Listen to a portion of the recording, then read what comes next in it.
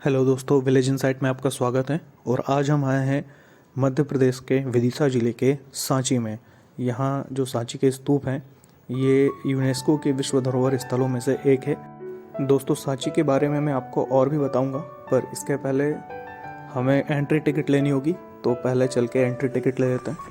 अगर आप सांची आ रहे हैं तो मैं इसका ओपनिंग और क्लोजिंग टाइम आपको बता देता हूँ। सुबह 6 बजे से लेकर शाम के 6 बजे तक ये आपके घूमने के लिए ओपन रहता है। 15 साल से कम उम्र के बच्चों के लिए यहाँ कोई टिकट नहीं है, लेकिन अगर आप 15 साल से ज़्यादा के हैं और इंडियन सिटीजन हैं तो आपके 40 रुपये पर पर्सन लगेंगे, और अगर आप फॉरेनर हैं तो आपके 600 रुपीज़ पर पर्सन लगेंगे। यहाँ से आपको टिकट लेनी होती है और उसके बाद गार्ड को ये टिकट दिखानी होती है, वो स्कैन करते हैं, फिर आप अंदर आ पाते हैं। सांची भोपाल से 46 किलोमीटर दूर स्थित है और सांची रेलवे स्टेशन से सांची स्तूप की दूरी मात्र 2 किलोमीटर की है। आप प्राइवेट ऑटो या शेयरिंग ऑटो करके भी यहाँ आराम से पहुँच सकते हैं, और अगर आप घूमने के शौकीन हैं तो आप यहाँ पैदल भी आ सकते हैं।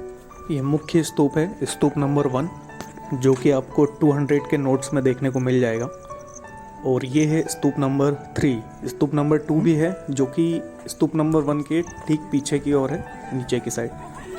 दोस्तों, यहाँ तक पहुँचने के 2 रास्ते हैं। एक जो नया अभी कंक्रीट रोड बना है जिससे हम अभी ऊपर आए हैं, और दूसरा पुराना रास्ता है जो कि सीढ़ियों का रास्ता है, आप उससे भी आ सकते हैं। दोस्तों, ये जो आप सामने देख रहे हैं ये तोरण द्वार हैं। ऐसे चारों दिशाओं में 4 तोरण द्वार बनवाए गए हैं, और ये गौतमी पुत्र शतकर्णी के द्वारा बनाए गए हैं, जो कि आंध्र के राजा थे। दोस्तों, सांची का ये स्तूप सम्राट अशोक के द्वारा बनवाया गया है। सम्राट अशोक के पिता बिंदुसार जी के समय में सम्राट अशोक उज्जैनी के गवर्नर थे। उसी समय में विदिशा के एक व्यापारी की बेटी जिनका नाम देवी था, उनसे सम्राट अशोक का विवाह हुआ, और उन्हीं के कहने पर सम्राट अशोक ने यहाँ पर सांची का ये स्तूप बनवाया। दोस्तों, यहाँ स्तूप नंबर 1 के विषय में, जो कि मुख्य स्तूप है, जानकारी दी गई। भगवान बुद्ध के निर्माण के बाद जब उनका दाह संस्कार हुआ तो उनकी अस्थियों के लिए जो समय के राजा थे उनमें आपस में विवाद हो गया भगवान बुद्ध की अस्थियों को लेकर। तब उन्हीं में से एक जो मोंक थे, भगवान बुद्ध के शिष्य, उन्होंने सभी को समझाया और इस अस्थियों को 8 भागों में बांट दिया। उन्हीं में से एक भाग इस स्तूप के मध्य में स्थित है।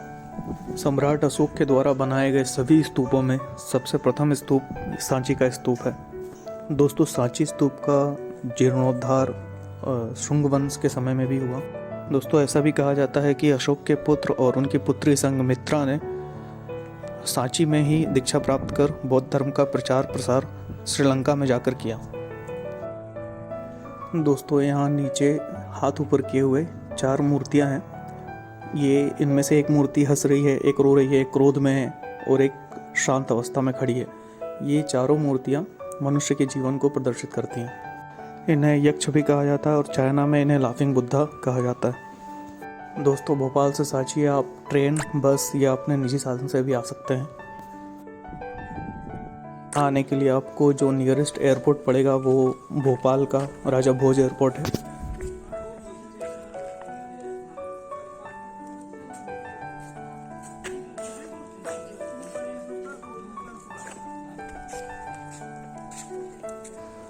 दोस्तों, ये बौद्ध भिक्षुओं की समाधि स्थली है। ये सब समाधि हैं।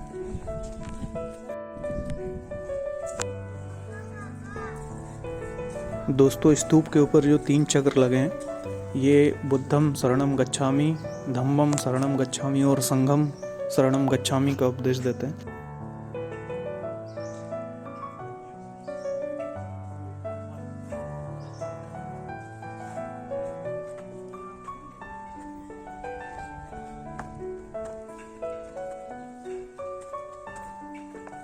दोस्तों, ये गुप्त काल के मंदिर के अवशेष हैं।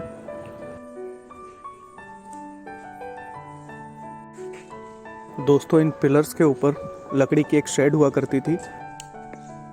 इसके अंदर चलते हैं।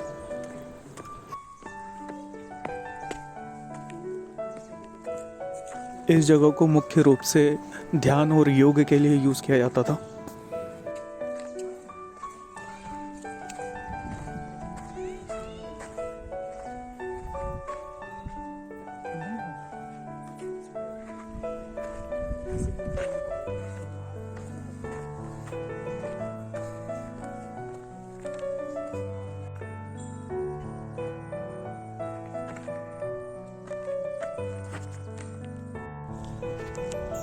दोस्तों यहाँ पे दक्षिण तोरण द्वार के विषय में कुछ जानकारी दी गई है, तो आप इसके बारे में पढ़ सकते हैं, और अगर आप यहाँ आए तो यहाँ आकर भी पढ़ सकते हैं।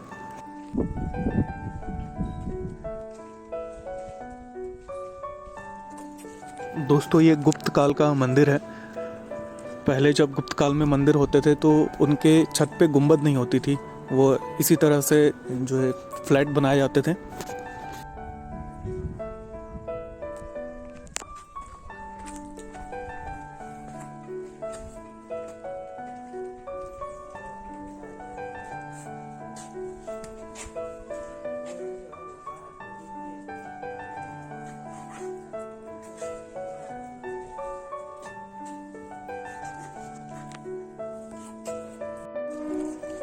दोस्तों ये जो तोरण द्वार हैं, इन पे भगवान बुद्ध के जन्म से लेके उनके ज्ञान प्राप्त करने तक की सारी कथा इस पे उकेरी गई है। इस पे जो चित्र हैं वो भी आपको भगवान बुद्ध से जुड़े हुए चित्र ही मिलेंगे।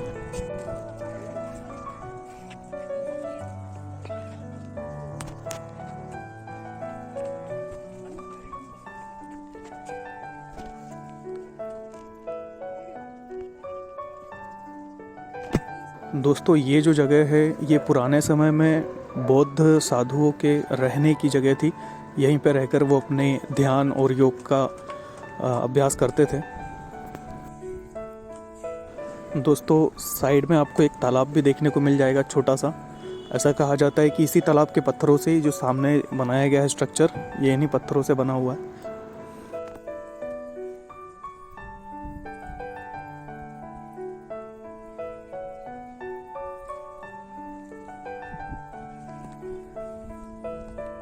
मैं आपको पास से ले जाकर इन सभी चीज़ों को दिखाता हूँ।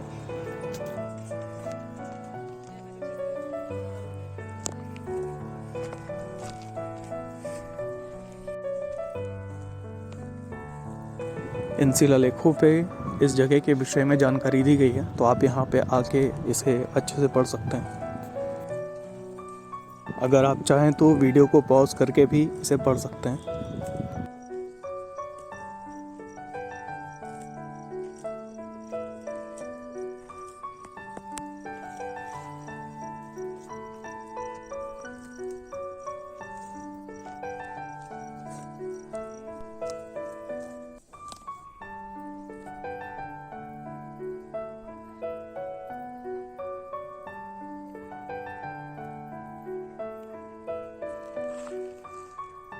दोस्तों यह जगह प्राचीन समय में बौद्ध धर्म में आस्था रखने वालों के लिए एक गुरुकुल की तरह था, जहाँ पर रहकर वो अपनी शिक्षा ग्रहण करते थे और अपने ध्यान और योग का अभ्यास करते थे।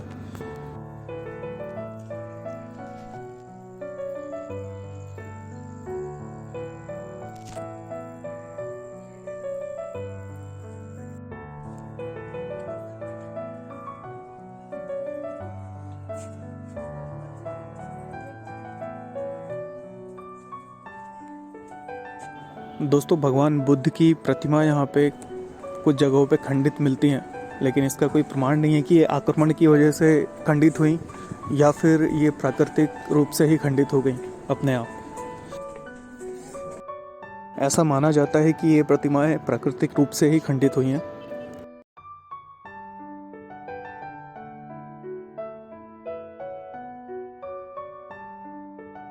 दोस्तों ये जो अर्धगोलाकार स्तूप है ये अंदर से खोखला नहीं है, ये पूरी तरह से भरा हुआ है और इसके केंद्र में भगवान बुद्ध के जो अवशेष हैं वो स्थापित किए गए हैं।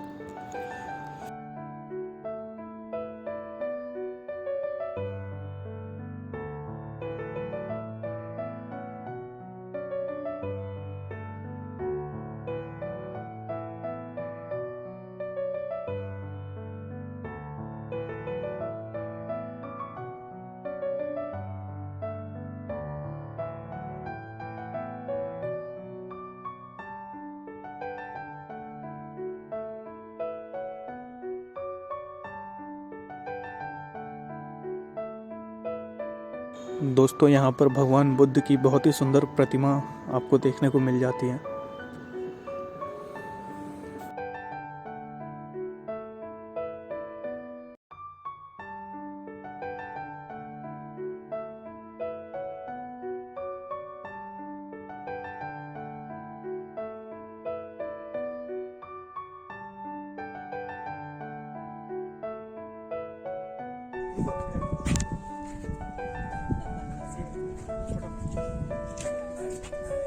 दोस्तों ये दक्षिण तोरण द्वार के पीछे का जो दृश्य है वो है। मैंने आपको बताया कि इन तोरण द्वारों पे भगवान बुद्ध के जन्म से लेके उनके ज्ञान प्राप्ति तक और अपने शिष्यों को ज्ञान देने तक के विषय में चित्रण करके बताया गया है।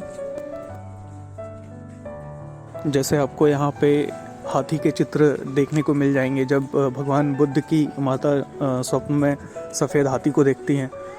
भगवान बुद्ध का अपने शिष्यों को ज्ञान देना, ये सभी चित्रण आपको इन तोरण द्वारों में देखने को मिल जाएंगे।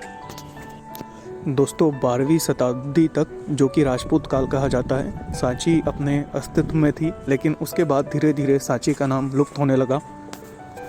उसके बाद सन 1818 में ब्रिटिश जनरल हेनरी टेलर ने इसे खोजा और इसे वापस से अस्तित्व में लेके आए। दोस्तों सांची के पुनर्निर्माण का कार्य सर जॉन मार्शल के नेतृत्व में, उनके सुपरविज़न में किया गया और सन 1881 से लेके 1919 तक ये कार्य किया गया। 1919 में कार्य कंप्लीट हो गया।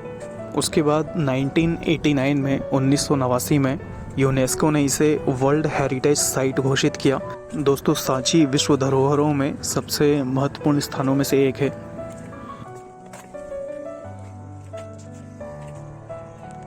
दोस्तों ये जो हाफ सर्कल आपको दिखाई दे रहा है, ये अशोक चक्र को डिनोट करता है। अशोक चक्र ही इसमें बना हुआ था, लेकिन खंडित होने की वजह से इतना ही भाग बचा हुआ है। दोस्तों यहाँ से आगे चलते हैं, मैं आपको और भी चीज़ें दिखाता हूँ।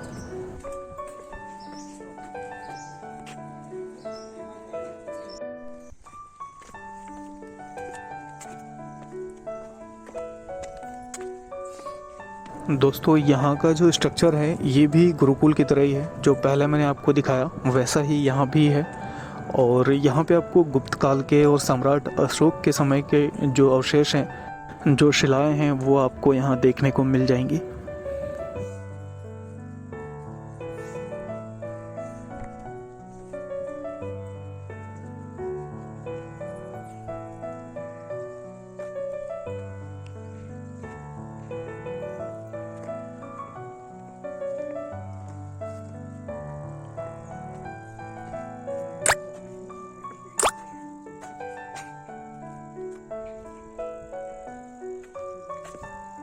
दोस्तों यहाँ से आगे जाएंगे तो हमें एक पुराना मंदिर देखने को मिलेगा जो कि गुप्तकालीन मंदिर बताया जाता है, जिसमें भगवान बुद्ध की एक प्रतिमा स्थापित है।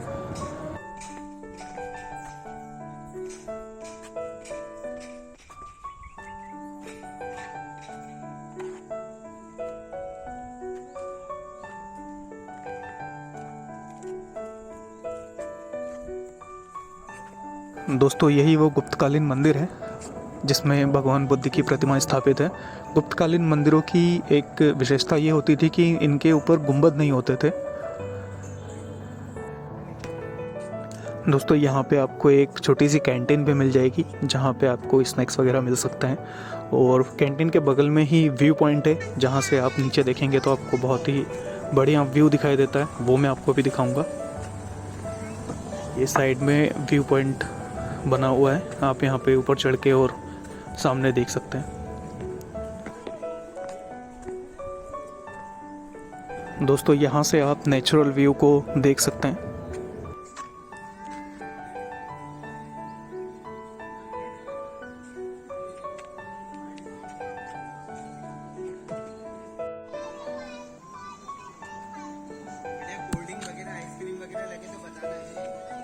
दोस्तों वीडियो के एंड में सांची म्यूज़ियम में जो मूर्तियाँ रखी हैं उनकी फ़ोटोज़ मैं ऐड कर दूंगा, तो आप वीडियो के एंड में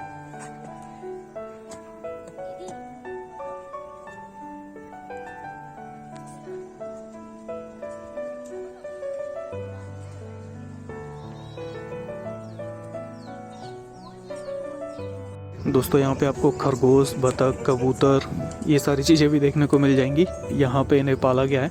दोस्तों अगर आपको हमारी वीडियोस अच्छी लगती हैं तो आप इसे लाइक कीजिए, शेयर कीजिए और सब्सक्राइब ज़रूर कर लीजिए।